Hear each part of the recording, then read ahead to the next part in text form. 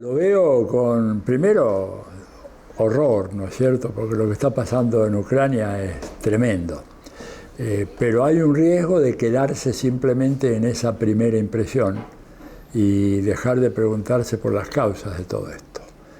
¿Cómo es que se produjo una situación como esta? Se instaló, y todavía sigue en la opinión pública y en los medios, la idea de que hay un país agresor y un país agredido. Y en ese caso hay un malo de la película, que es el señor Putin, y hay un héroe, una especie de muchachito de Hollywood, que es Zelensky. Pero cuando uno indaga a fondo la cosa, el problema tiene una característica completamente diferente.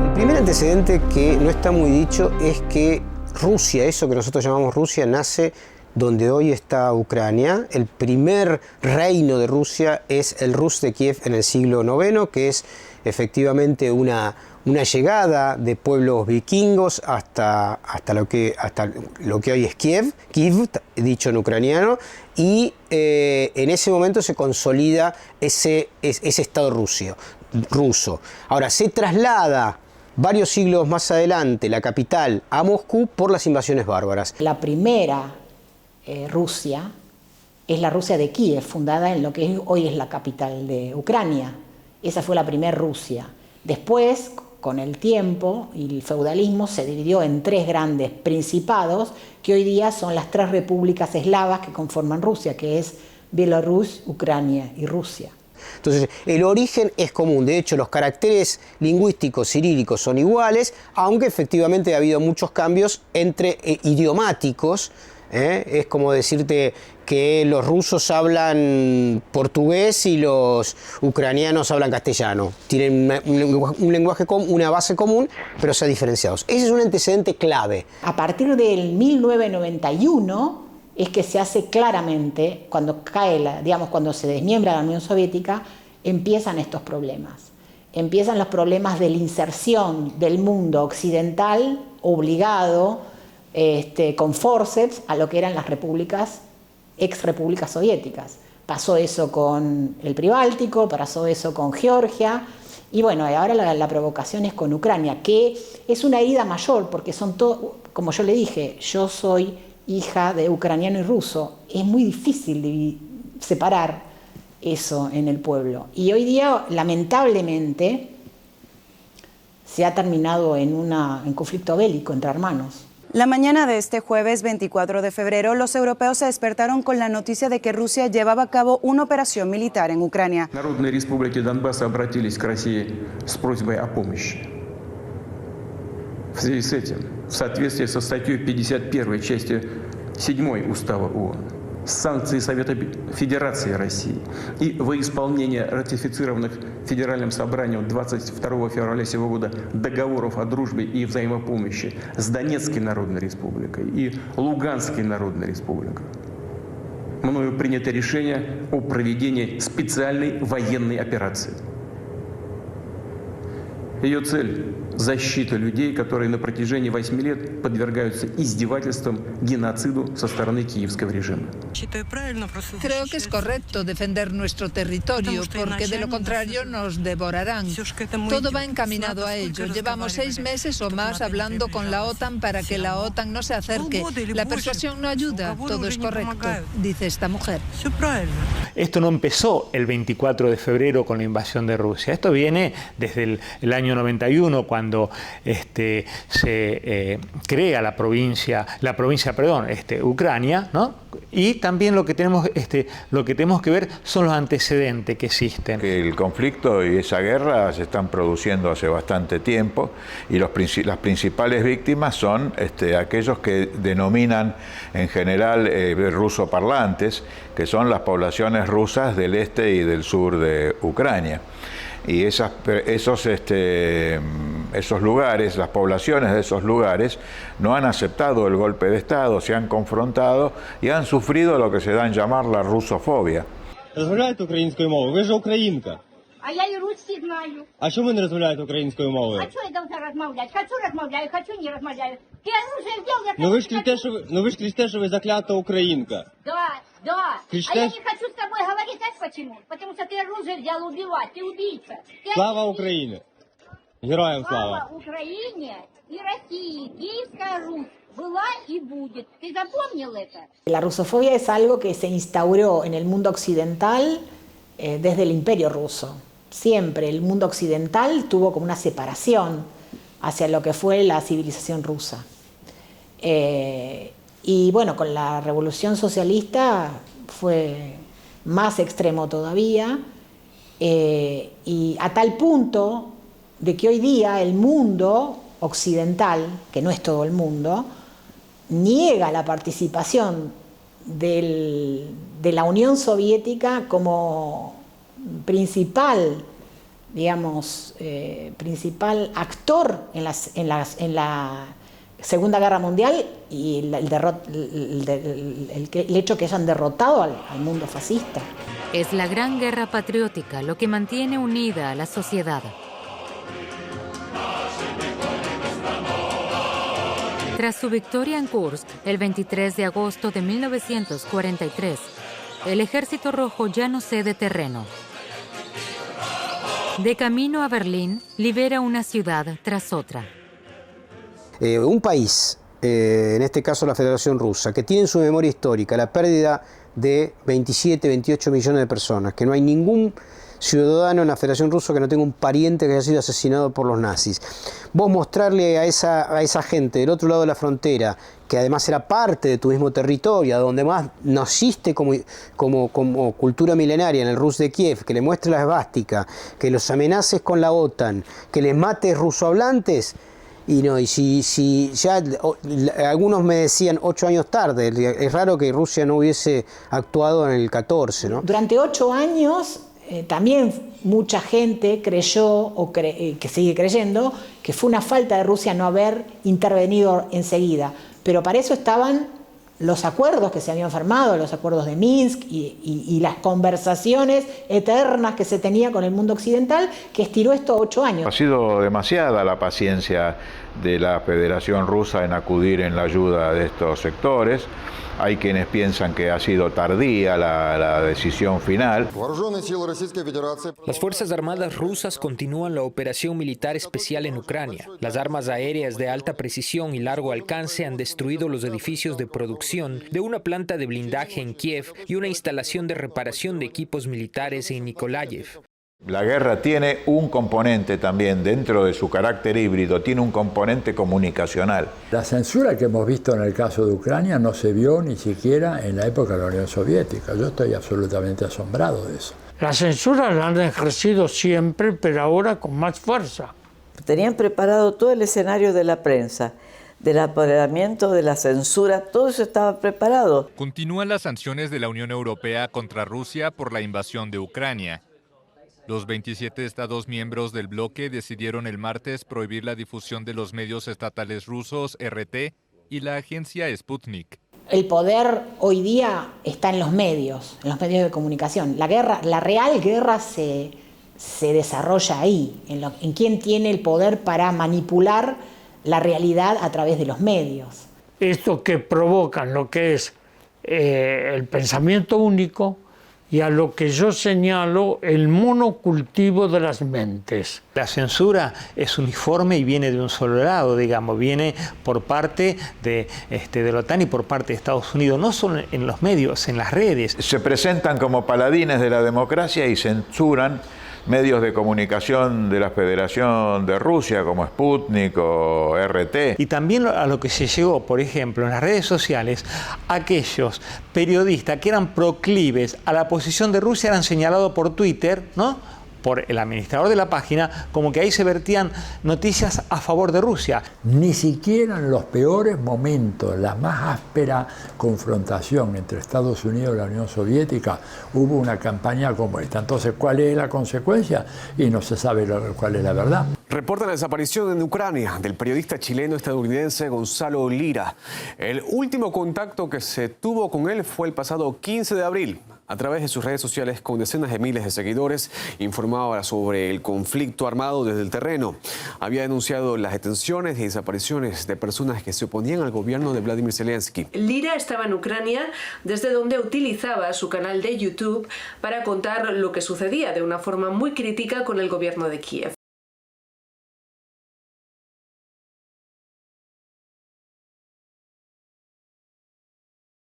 Es necesario difundir que la Carta de las Naciones Unidas condena el uso de la fuerza, pero también condena la amenaza del uso de la fuerza. Ucrania es como una especie de cuña que penetra en el territorio ruso, ¿verdad? Y esa era la línea roja que Putin dijo que no debía cruzarse, y por una razón de técnica militar. Porque la instalación de misiles, ¿verdad? Los misiles que usa Estados Unidos en tierra, que pueden ser los Pershing, los Tomahawk son los que tiran desde las naves. Un misil de esos, instalado en la frontera entre Ucrania y Rusia, llega a San Petersburgo o a Moscú en 5 minutos. La OTAN lo que ha venido haciendo es cercando con bases militares a Rusia, y Rusia lo que está haciendo es defender, porque acá lo que se trataba de hacer también es que entrara Ucrania a la OTAN, digamos. Y eso no lo iba a permitir, digamos, como no permitiría Estados Unidos tener misiles en la frontera con México, ¿no? Tampoco los permitió cuando estuvieron en Cuba. Estaban rodeando a Rusia. Y por eso fue que dijeron no instalen ningún armamento de la OTAN en Ucrania. El gobierno ucraniano durante mucho tiempo respetó eso, pero en el 2014 hubo un golpe de Estado. El golpe de Estado fue orquestado por Estados Unidos. El Euromaidán. El Euromaidán.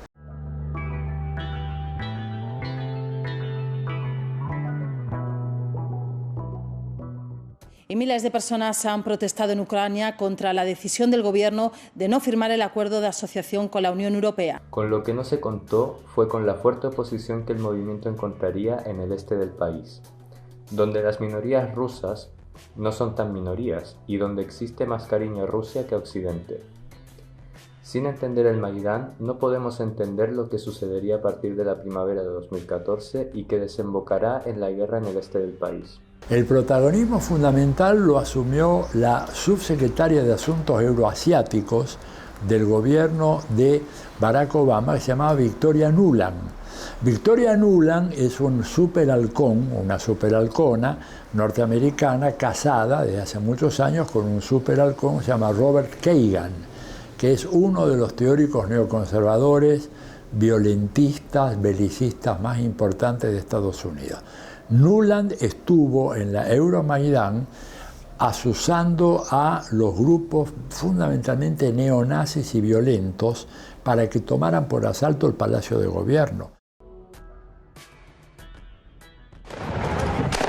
Primera hora de la mañana en Kiev. Es la policía antidisturbios ucraniana tratando de conseguir el control de un puente que da acceso a la plaza Maidán y donde los manifestantes que responden con cócteles Molotov han levantado una gran barricada. Putin le había dicho ya a los gobiernos ucranianos: no hay ningún problema con que ustedes entren a la Unión Europea. ¿Quieren entrar a la Unión Europea? No hay ningún problema. El problema es la OTAN. Y sin embargo, ellos insisten hasta hoy en que quieren la OTAN. Y esto va a terminar con que Rusia va a arrasar con Ucrania. Porque ¿sabes qué? Porque a los europeos no les interesa absolutamente un rábano que se mueran 2 millones, 3 millones de ucranianos. Esta es la verdad. Estamos ante un régimen que está impidiendo de cualquier manera y con maneras de desapariciones e incluso de condenas larguísimas el libre ejercicio de la libertad de información. Por lo tanto, caracterizar cada día más por toda la secuencia de crímenes que estamos viendo a ese régimen como inspirado claramente por un ideario nazi. Sabemos que los antecedentes son históricos, pero el antecedente más inmediato es el golpe de Estado de 2014 en Kiev, cuando depusieron al presidente electo y instalaron un régimen en el cual cada vez más sectores nazis han ocupado posiciones cada vez más grandes. Y estos sectores se han aliado y se han vinculado con Estados Unidos, especialmente con el Reino Unido, y han hecho de Ucrania verdaderamente un país donde se ha perseguido gente, se ha torturado, se ha asesinado. Producen ese golpe, cambian el gobierno, todos los gobiernos anteriores de Ucrania, desde la caída de la URSS hasta el 2014, ¿verdad? O sea, 24 años, 23 años, habían sido fieles a la tesis de la neutralidad. Con el nuevo gobierno se embarca con la OTAN, comienza a hacer una campaña de exterminio de la parte ruso parlante de Ucrania, que es el sureste de Ucrania, y a pesar de que ese avance, ¿verdad?, desde el 2014 cobró casi 15.000 víctimas, ni la OTAN, ni la ONU, ni la Unión Europea dijeron una sola palabra en defensa de aquellos rusos que estaban siendo aniquilados. Las Naciones Unidas es un faro apagado. Tenemos que trabajar para volver a encender la luz del faro para toda la humanidad, porque están sujetos a la política de los intereses de los Estados Unidos.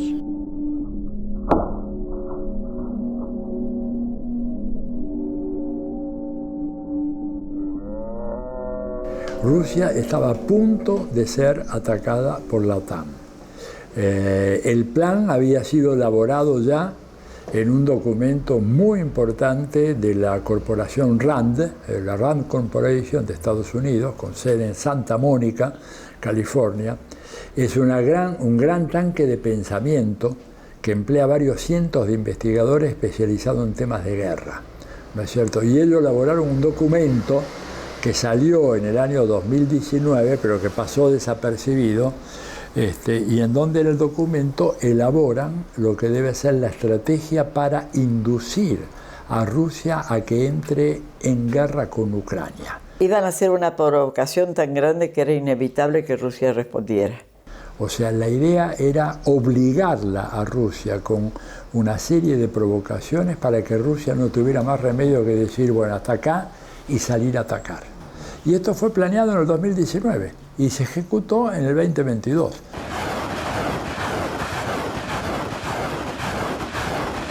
Y ahí elaboran todos los pasos. Por ejemplo, intensificar las sanciones económicas en contra de Rusia, plantar armas letales en Ucrania a partir de la OTAN dirigidas hacia Rusia, dotar a Ucrania de armamento letal, privar e impedir que Rusia siga vendiendo gas a los países europeos, hacer que Estados Unidos le venda su propio gas a los europeos, cortar todo vínculo de Rusia con Europa, acabar con la neutralidad de países como Suecia y Finlandia. O sea, todo lo que ha venido ocurriendo en los últimos 2 meses está escrito ahí, es como el libreto de un cine, un guión cinematográfico que se ha cumplido paso a paso. Ucrania, como muchos otros países, integraban lo que era la Unión Soviética.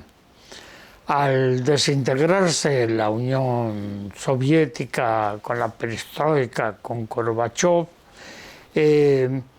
cada país fue tomando autonomía. A partir del 2014, lo mismo que había sucedido antes en Georgia, Estados Unidos ve la oportunidad de debilitar y sobre todo resquebrajar a la Federación Rusa. Recordemos que en el año 91, con la unificación alemana, el canciller de Alemania de aquel momento y el secretario de Estado norteamericano le dijeron a Gorbachev que la OTAN no iba a avanzar ni una pulgada más. Y es un documento desclasificado hace bastante tiempo, fue publicado hace 4 meses nuevamente en tapa por Der Spiegel, la revista alemana. Ni una pulgada más se le prometió a Gorbachev. La OTAN deja claro, se lo dicen primero a Gorbachev, ¿no es cierto? Se lo dicen varios de los líderes de Occidente, de que la OTAN no movería para nada la frontera. Lo hace Clinton a partir del 97.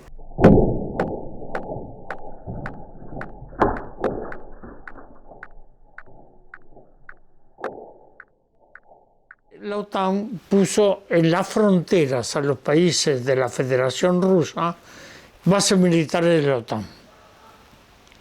Y en Ucrania, colocar una base que integre la OTAN amenazaba la misma existencia de Rusia. Ese es el eje central del problema.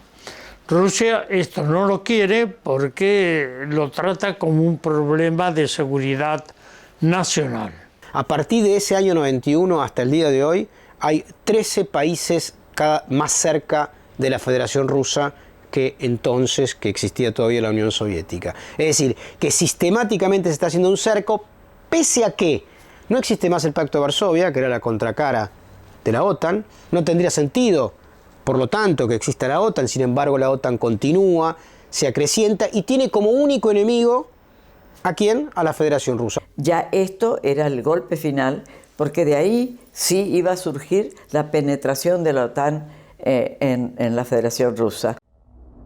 El 2 veces secretario de Estado de Estados Unidos y ganador del Premio Nobel de la Paz, Henry Kissinger, ha dicho durante décadas que incluir Ucrania en la OTAN es una mala idea. En 2014, Kissinger publicó un artículo en el diario The Washington Post en el que enumeró varias claves sobre la crisis en Ucrania.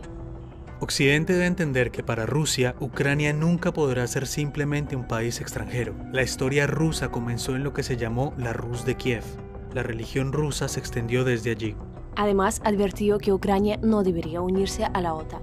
If the eastern border of NATO is put at the eastern border of Ukraine, it is within 200 miles of Stalingrad and 300 miles of Moscow. And that, given the historic experience of Russia, it's hard to take. Nos preocupa muchísimo este conflicto entre Ucrania y Rusia, pero que tiene contexto internacional. No son los únicos actores del conflicto.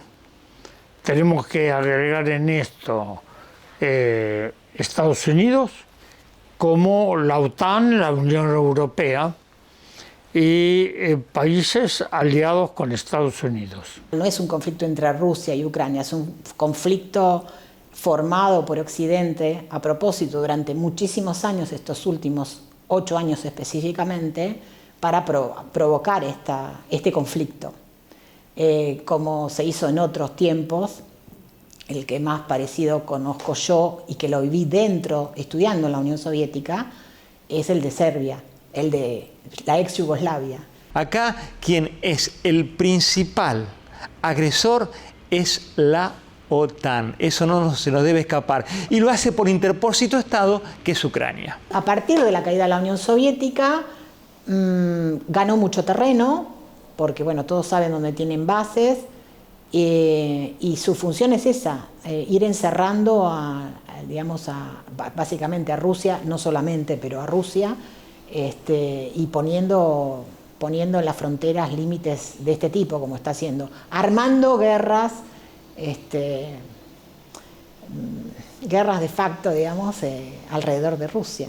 No es que estemos apoyando a Putin, ni sabemos que a ningún país le gusta que entren tropas extranjeras en su territorio, pero hacemos caer la principal responsabilidad en la OTAN y en Estados Unidos y el Reino Unido, que no solamente se expande hacia el este de Europa, sino que también se expande hacia el Atlántico Sur, porque están militarizando cada vez más y reforzando con tecnología militar muy sofisticada la base de la OTAN que hay en las Islas Malvinas, que administra el Reino Unido.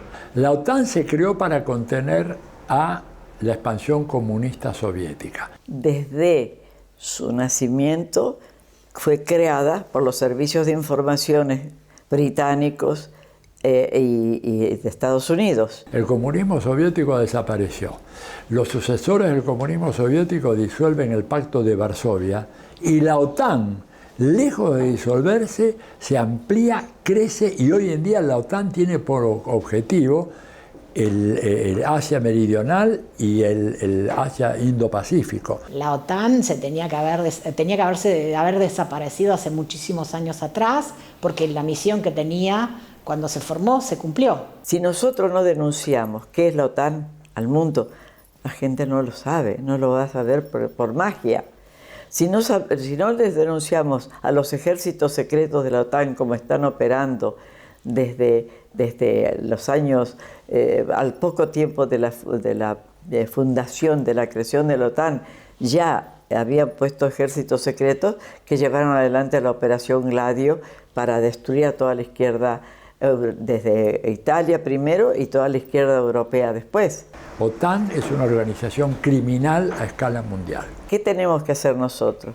Esto no se arregla con cartitas a la ONU, con firmitas, miles de firmas, se arregla con un gran movimiento. Yo creo que hay que darle mucha entidad al llamado que hizo Evo Morales de que se empiecen a manifestar todos en el mundo contra la OTAN.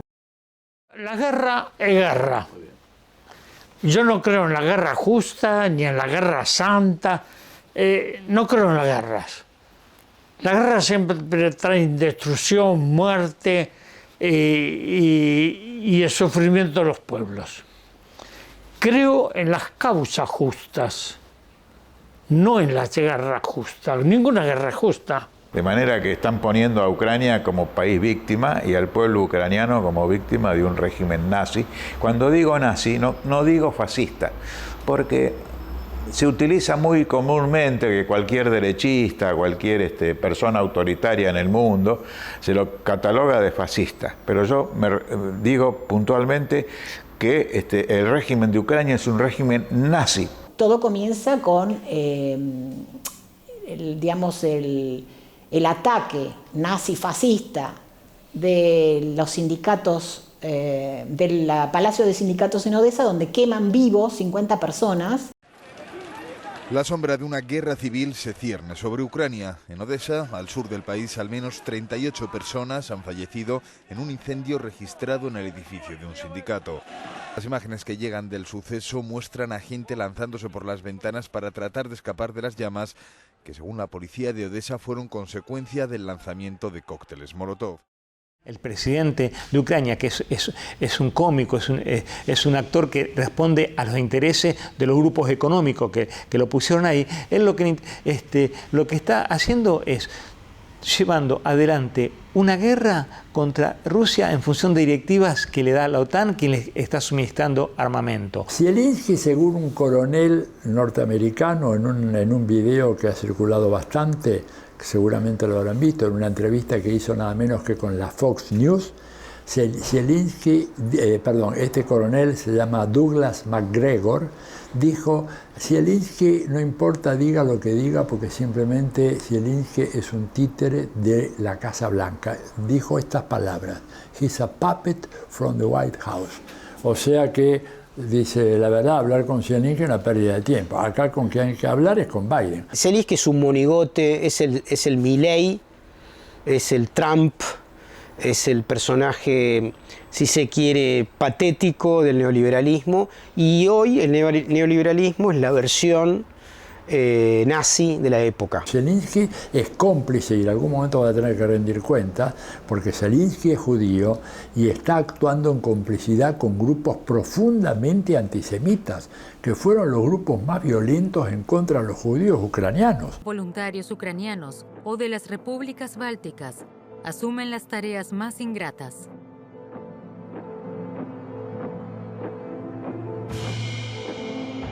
La mayoría de ellos son asignados a la custodia de guetos y campos de exterminio judíos. Otros son asignados a grupos de tareas, unidades móviles de ejecución responsables de las primeras fases del genocidio de los judíos. Hubo una cosa muy interesante que sucedió cuando habló en el Parlamento israelí, video por video. Lo repudiaron terriblemente porque él dijo que esta guerra tenía algo que ver con el Holocausto. Y entonces generó evidentemente un repudio muy fuerte, incluso con los sectores de derecha israelíes, no solamente con los sectores progresistas. Es un peón en el tablero de los intereses de Estados Unidos. Ucrania no es otra cosa que un medio que están utilizando todo lo que pueden. No me parece contradictorio que Zelensky sea judío y al mismo tiempo esté con los fascistas, porque hay muchos judíos fascistas, como hay católicos fascistas, musulmanes fascistas, hincha de boca fascistas. Es decir, las identidades sean culturales, como en mi caso, que soy judío, religiosas, identitarias, no tienen nada que ver con la ideología, no necesariamente tienen que ver. En la historia de la modernidad, efectivamente, los judíos han tenido mucho más parentesco con el progresismo y la izquierda que en la actualidad. Pero sucesos vinculados al posicionamiento de Israel han cambiado fuertemente la idiosincrasia y la perspectiva de las comunidades judías del mundo. Que mucha gente me decía, no, pero Zelensky, ¿cómo? Si él es judío, ¿cómo va a ser? ¿Netanyahu acaso no hace una política nazi?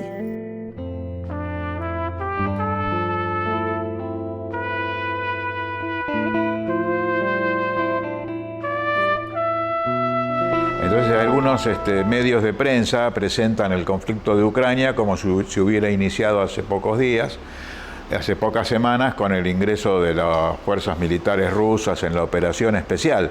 Pero el hecho cierto es que el conflicto y esa guerra se están produciendo hace bastante tiempo. Primera enemistad, si se quiere, es la de 1917 al 22.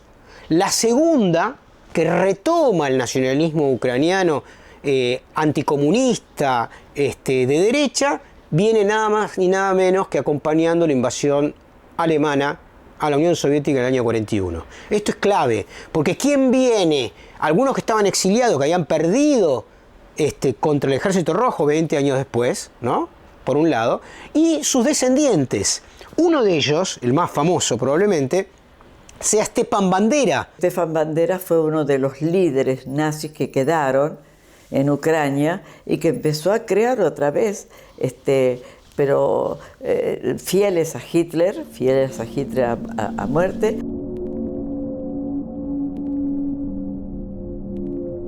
En el 2014, cuando hay un golpe de Estado llamado Euromaidán, que es un golpe de Estado, en principio reivindican a figuras de todos estos nazis, nombran en el 18 como héroe nacional a Stepan Bandera, proscriben 11 partidos políticos, meten preso a 34 diputados de las minorías húngaras, rusohablantes y caraítas, prohíben a los periodistas que de alguna manera reivindican un Estado multiétnico, y empieza un proceso de persecución y de limpieza étnica.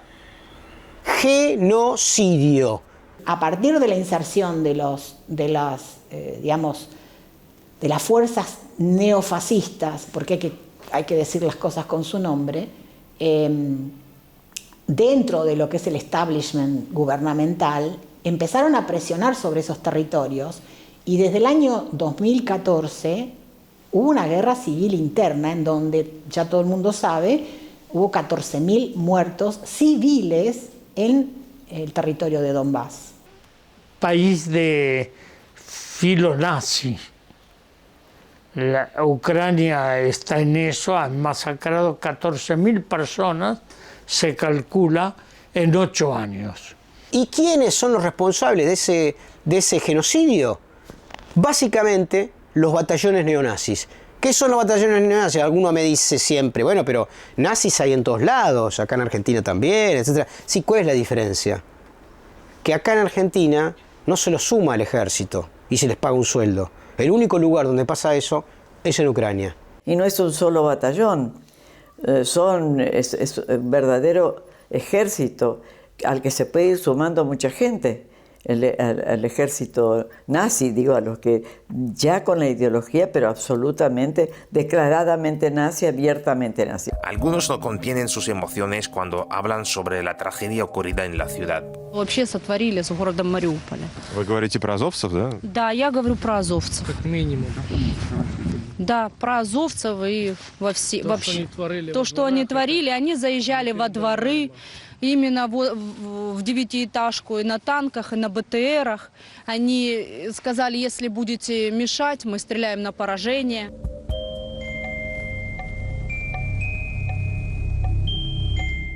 También hay que recordar que Ucrania fue un punto clave para los alemanes de Hitler, porque hubo una especie de Gestapo ucraniana que nadie se quiere acordar ahora, pero que en muy poco tiempo mató a 2.000 judíos, miles de gitanos. Mi abuelo, por parte de madre, estuvo 5 años en el frente peleando contra el fascismo.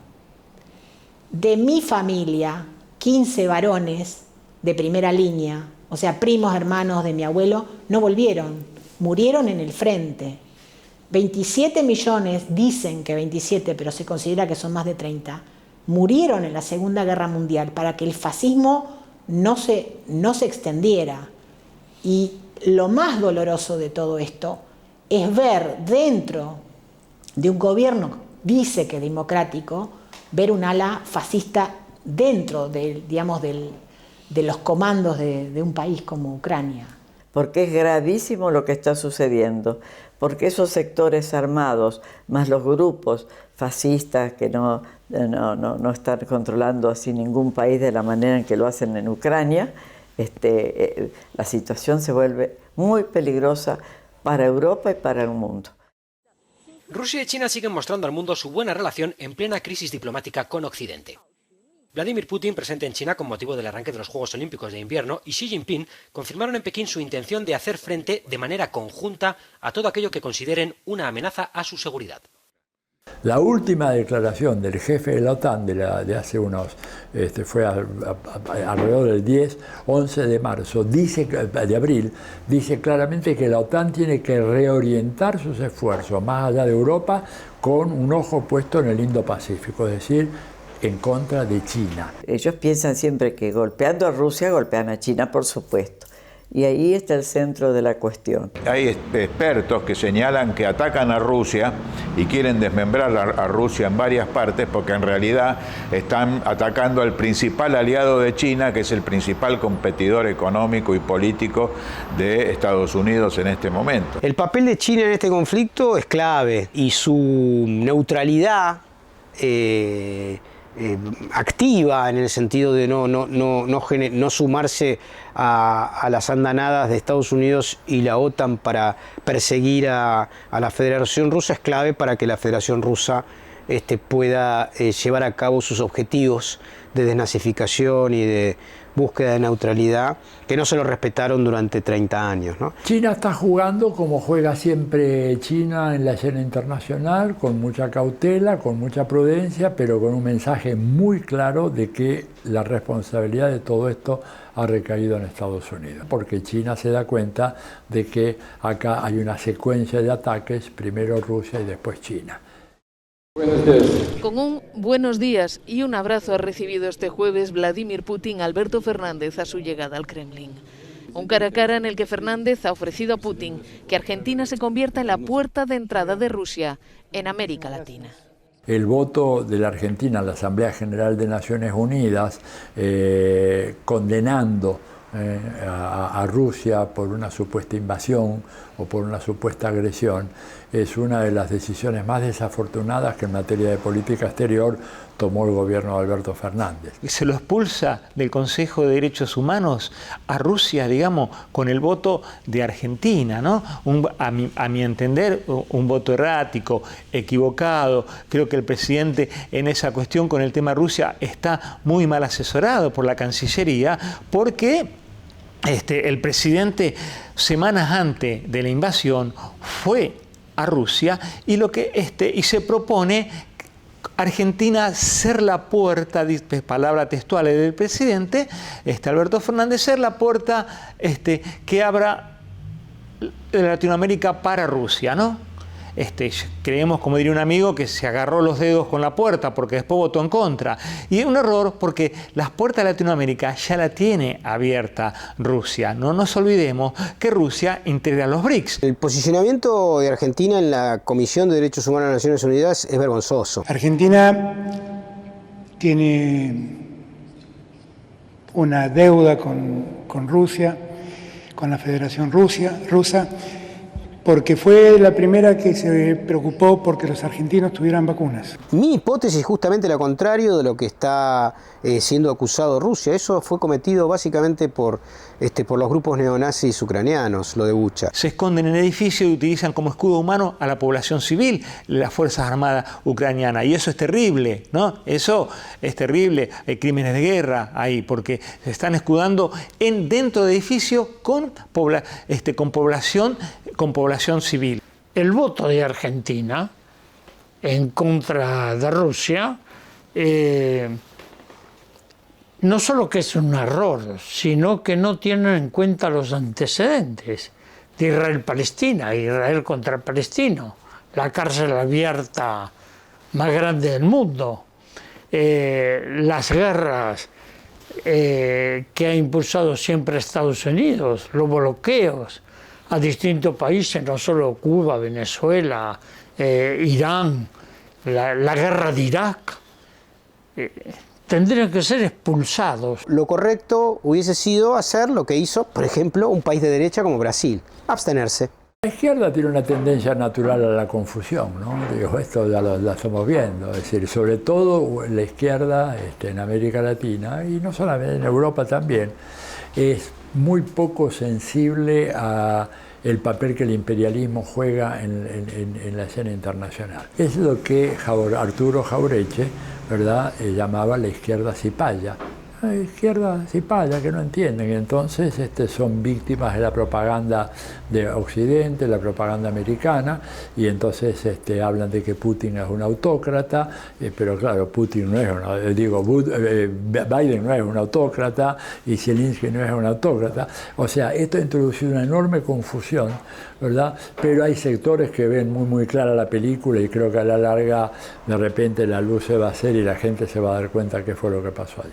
Y lamento que esa socialdemocracia o esa izquierda, desde mi punto de vista liberal, no pueda diferenciar lo que son los nacionalismos, ¿no? Hay un nacionalismo ofensivo, esto es de Hernández Arregui, un intelectual argentino muy importante.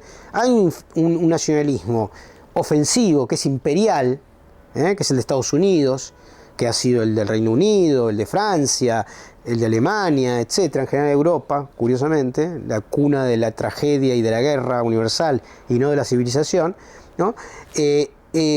Por un lado, y no entienden el nacionalismo defensivo, que es el nacionalismo nuestro, el nacionalismo de Rusia.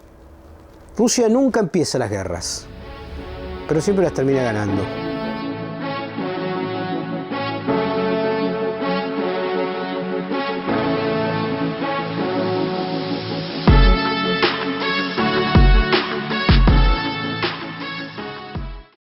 El hijo de Biden es un corrupto que durante mucho tiempo, varios años, dirigió la más importante compañía de distribución de gas de Ucrania y tenía ganas de hacer negocios con el gas de los Estados Unidos, que iba a ser precio mucho más caro, mayores ganancias. Cuando el padre gana la presidencia, Hunter Biden, que es el nombre del hijo, abandona el carácter de gerente general de esa empresa y se reubica como jefe del departamento jurídico. Pero él es el que maneja realmente esa empresa, lo cual habla del grado fenomenal de corrupción que existe en toda esta guerra. Y pedir la renuncia de Biden porque su hijo está implicado, totalmente documentado y admitido, que él está tomándose el tema como personal para proteger los intereses de la propia familia Biden.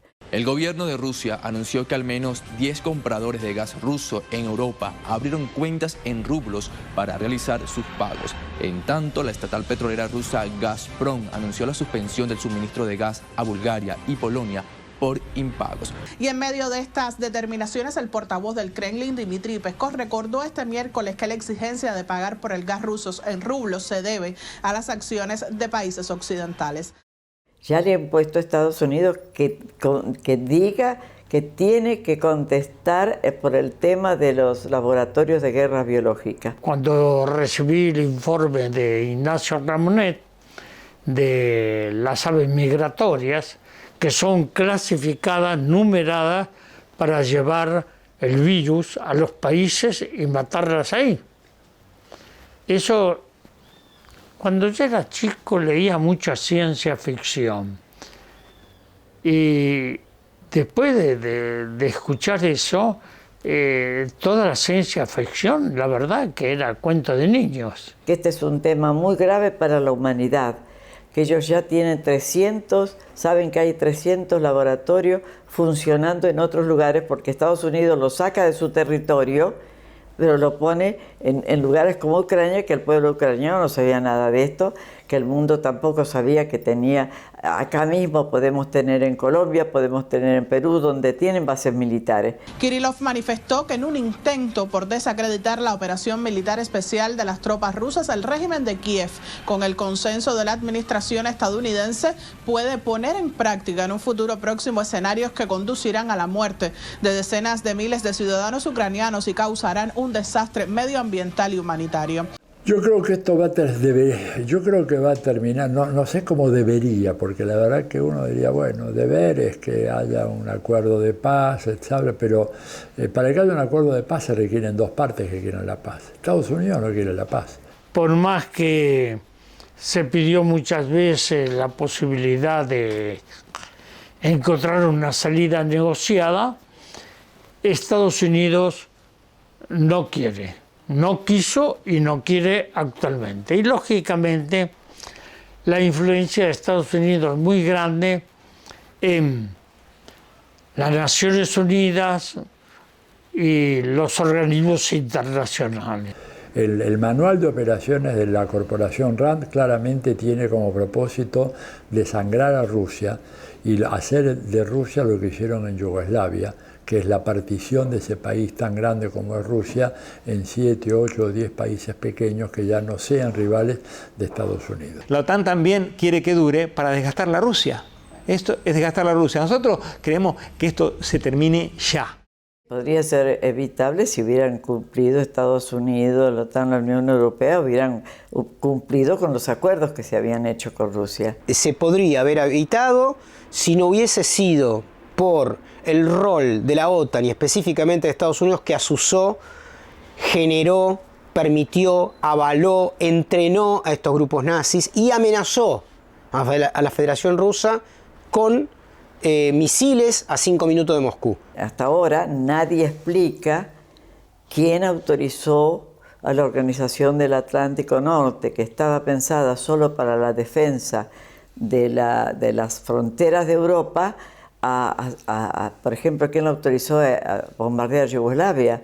¿Quién la autorizó a ir a Afganistán, a Irak, a Libia, a Siria, al Yemen, porque estuvo en todas partes, porque nadie no se decidió en ninguna gran asamblea que la OTAN iba a ser una especie de gendarmería del imperio, ¿no? Que se moviliza por todo el mundo cuando eso no fue creado para eso. El pueblo norteamericano está sufriendo las consecuencias de un sistema político que está haciendo agua y tiene que terminar, y la única manera que encuentra de sostenerse como potencia mundial es huir para adelante, es decir, huir hacia la guerra, y esto está favoreciendo sistemáticamente las ventas de armamentos de las empresas norteamericanas. Y lo que vemos nosotros, que acá lo que existe es una gran carrera armamentista. Desde el inicio de la operación especial rusa, Estados Unidos destinó más de 2.500 millones de dólares en asistencia militar para Ucrania y prevé aumentar aún más esa cifra. Ese apoyo se traduce en enormes beneficios para las empresas armamentistas que han multiplicado sus riquezas. El objetivo de Estados Unidos es debilitar a Rusia, debilitarlo económicamente, debilitarlo energéticamente y debilitarlo como referente internacional en un mundo multipolar. Ya no es Estados Unidos el país que tiene la hegemonía unipolar, hay otros polos y centros de poder, y esto desespera a las autoridades norteamericanas, que encuentran en la guerra la única vía para mantenerse como superpotencia global. Estaban libres, estaban planeando cómo iban a establecer una gobernanza global, cómo iban a imponer las democracias en los países, estaban dentro de los esquemas de las guerras contra insurgentes que siempre han estado en el fondo de esta cuestión.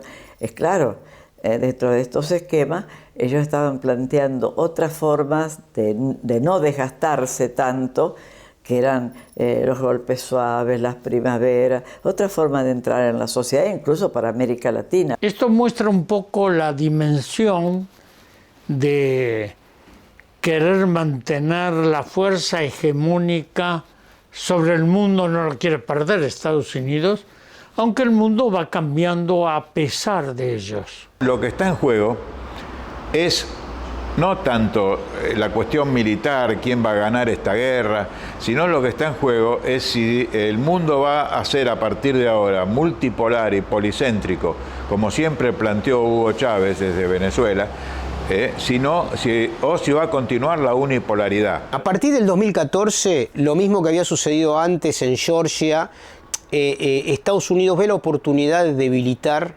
y sobre todo resquebrajar a la Federación Rusa. Es que no soportan que exista un país poderoso como Rusia, tampoco soportan que exista un país poderoso como China, y el problema no es la ideología, el problema son los intereses económicos y la posibilidad de que un mundo sea multipolar y que Estados Unidos no sea el único que dirige los destinos de la humanidad.